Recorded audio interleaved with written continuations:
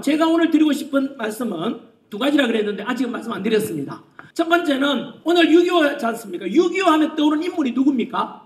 6.25 전쟁하면 떠오르는 인물이 어떤 분은 메가더 장군 떠오르는 분도 있을 거고요. 또 이승만 대통령 떠오르는 분도 계실 거고, 또 국민과 국군, 유엔군이 생각나기도 하겠습니다만은 그때 6.25를 막아낸 바로 이승만 대통령에 대해서 잠깐 말씀드리고자 합니다. 왜냐하면 지금 시국이, 대한민국이 지금 왼쪽으로 기울어지고 친북 또는 종북 또는 친중 이런 정치 세력들이 현재 우리가 70여 년간 유지된 한미 동맹을 흔들린다고 저는 생각을 합니다.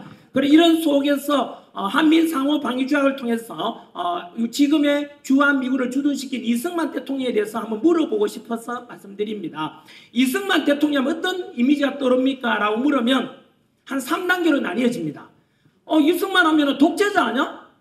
양민학사라고 독재했다던데 라고 하는 분들은 굉장히 죄송하지만 무식한 사람입니다.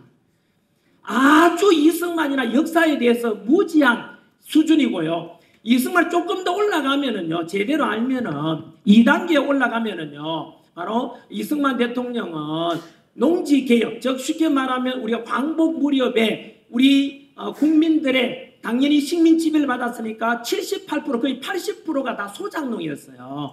그런데 땅을 나눠준 사람이 누굽니까? 바로 이승만 정부가 들어서서 땅을 나눠주게 돼가지고 실제로 지금 우리가 60, 70년대는 자식한테 공부시킬 때 소 팔아서 땅 팔아서 논 팔아서 공부시켰다 하는데 그 논이 바로 대부분 이승만 대통령이 농지개혁을 했기 때문입니다. 그뿐만 아니고요. 얼마 전에 우크라이나 미국 전쟁에서 젤렌스키가 아시다시피 트럼프 대통령 당선되고 난 뒤에 찾아왔지 않습니까? 우리 휴전하는데 이렇게 해다오 하니까 트럼프가 그냥 퇴짜 났지 않습니까? 왜냐하면 트럼프가 갑이고 젤렌스키 우크라이나가 을 아닙니까? 무기 지원을 받았으니까. 그런데 놀랍게도 우리나라 주한미군 주둔할 때는요. 이승만 대통령이 이 약하고 가난한 이승만 대통령 대한민국이 미국한테 야 주한미군 철수 나 반대해. 그래서 이승만 대통령이 그 과거의 위치에서 주한미군을 주둔시킵니다. 무슨 말씀이냐면 50년 6.25 오늘로부터 75년 전에 6.25 전쟁이 발발했고요. 그리고 53년 7월 달에 휴전협정을 맺지 않습니까? 그 사이에 미국 대통령이 바뀌었어요. 트루먼에서 아이젠하워 대통령으로 바뀌면서 아이젠하워의 대통령의 그 선거 공약이 뭐냐 하면은 바로 휴전이었어요. 그런데 여러분 우리 3년 가까이 전쟁 치르면서 너무 많은 사람이 죽었고 공산당이 어로부터 이런 감정이 있고 또 유엔군이 왔다가 16개국이 왔다가 철수하면은 우리는 미군 철수하면 안 되잖아요. 그래서 이승만은 나 휴전 못한다 이랬습니다.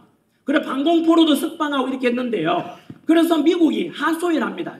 이승만 프레지던트 리 제발 좀 휴전해도 해도 부탁을 했어요. 그래 이승만이가 그때 알았다 하면서 조건 2가지를 제시합니다. 그 조건 2가지 중에 하나가 우리 3년간 전쟁 치른다고 지금 경제와 국가가 엉망이 되었으니까 경제 원조 좀 해달라. 무상 원조 약속을 받았고 그 원조 덕분에 우리나라 경제 일어나는 원동력이 돼요. 사실상 굶주림을 면했지 않습니까? 전쟁 통해. 2번째가 뭐냐면 한미 상호 방위 조약을 체결해달라. 쉽게 말하면 유엔군은 가도 좋다. 전쟁 끝났으니까. 하지만 미국만은 지켜달라 해서 한미 상호 방위 조약을 체결하게 되고 그것이 75년 지금까지도 우리나라에 전쟁 없도록 막아준 주한미군 주둔. 여러분 쉽지 않습니다. 가장 나약한 나라가 가장 센 나라를 주둔시켜달라고 했지 않습니까? 그 업적이 누구 덕분이라고요? 요게 바로 2단계까지 올라온 수준이에요. 그래서 이승만 대통령에 대해서는 오늘 이 자리에 사실은 조평세 박사가 계십니까? 조평세 박사님. 제가 얼마 전에 추천한 세븐일레븐이라는 책도 있고요. 또 김준호 목사님의 책도 가지고 조평세 박사 저분께서 제가 방송에서 이야기한 세븐일레븐 그 번역하신 분입니다. 세븐일레븐이 아니라 레이건 일레븐 미안해요. 세븐일레븐은 편의점이고요. 레이건 일레븐에서 아마 조평세 박사님인데 앞으로 저희들 워크숍 가면 아마 강사로도 이렇게 초청을 할 겁니다. 조평세 박사님 한번 인사해 주십시오.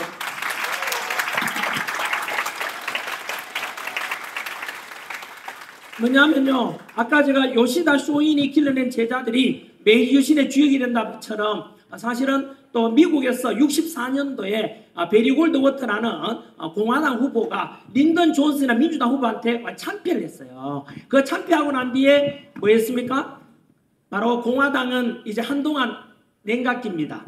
침체기를 겪지요. 그때 참패한 베리 골드워터가 그래 지금은 우리가 패배했지만 보수주의가 옳지 않냐. 그 보수주의 가치를 청년들이 교육하자. 이래서 그 시작을 하게 되고 17년 뒤에 81년도에 레이건이라는 공화당 후보가 당선되면서 소련을 붕괴시키는 원동력을 만들게 되는 게 공화당의 레이건이었어요. 그 레이건의 정책, 보수주의 정책 11가지 원칙이 바로 레이건 11이라는 책인데 그 책을 아까 조평세 박사가 번역을 했고요. 향후 우리가 공부할 교재 중에 하나가 될 것입니다. 여러분 이렇게 해서 이승만 대통령이 뭐라고요? 여기까지가 바로 2단계고요. 이승만 대통령이 좀 더 알게 되면은 아니 이런 지도자가 대한민국에 있었으라고 할 겁니다. 이승만 대통령은 바로 수많은 업적 중에도 제가 말씀드리고 싶은 게 뭐냐 하면 성견지명이 있었어요. 국민하고 일반 백성하고 지도자가 달라야 되는 게 뭐냐면 백성과 국민, 일반 국민들은 오늘을 생각하고 감성적이지만 지도자는 이성적이어야 되고 내일을 생각하고 미래에 대한 비전을 제시해 준 게 지도자 아닙니까? 그게 누구냐 하면요. 이 사람이에요.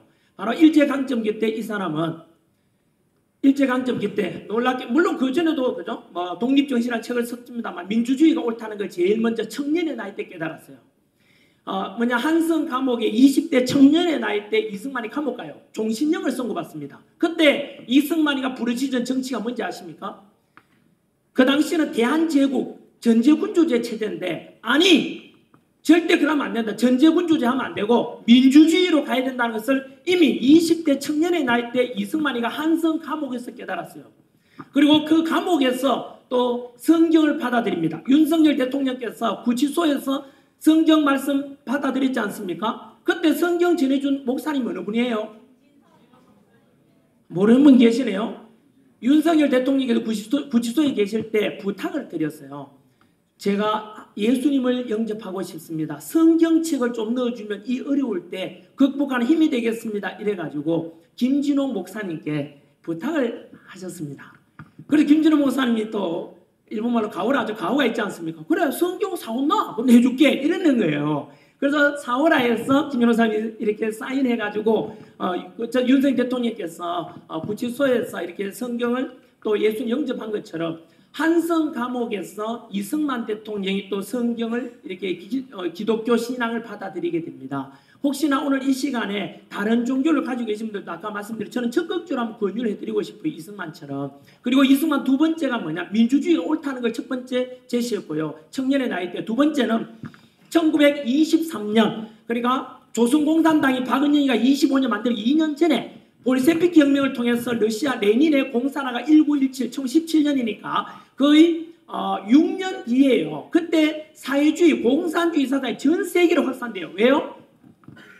노동자 해방, 평등하게 살자 이러니까 사람들이 얼마나 열광이 있겠습니까? 그때 이승만은 안 된다. 공산주의는 두고 보면 알겠지만 필연적으로 멸망할 것이라고 예언을 해요.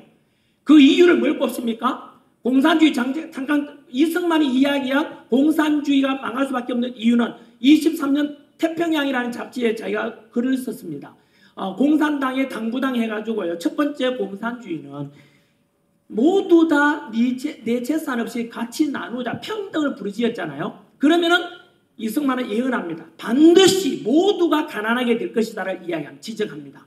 두 번째는 공산주의 특징이 뭐죠? 자본가, 기업가를 인정하지 않지 않습니까? 그러다 보니까 자본가 타도하게 되면은 혁신이 없어서 또 다 퇴보할 수밖에 없다고 이야기해요. 또 공산주의 특징이 뭐죠? 지식인을 부정하지 않습니까? 지식인을 부정하게 되면은 사회가 결국은 발전이 없을 것이다 예고해요. 예언하죠. 그리고 마지막으로 공산주의는 특징이 뭡니까? 종교는 인민의 아편이라 해서 절대 종교를 허용하지 않습니다. 그래서 종교가 없게 되면 어떻게 되느냐? 공산주의로 가게 되면 도덕적으로 타락하고 덕을 잃게 되고 사회는 혼란에 빠질 것이다 라고 예언했는데 여러분 예언이 언제 맞아 들어간지 아시죠? 했을 때가 23년이고요. 근데 실제로 소련 공산당이 90년에 붕괴되었으니 소련 공산당의 멸망 67년 전에 공산당은 반드시 망한다고 성전지명 예언했던 것입니다. 대단하지 않습니까?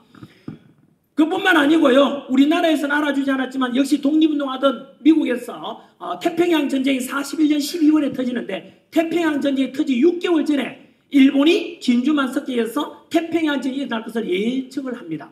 그래서 우리나라에는 이승만 알아주지 않았지만 미국에서 먼저 알려지고 그 이승만의 책 바로 재팬 인사이드 해가지고요. 그 책이 일본의 내막기라는 책이 미국에서 베스트셀러가 됩니다.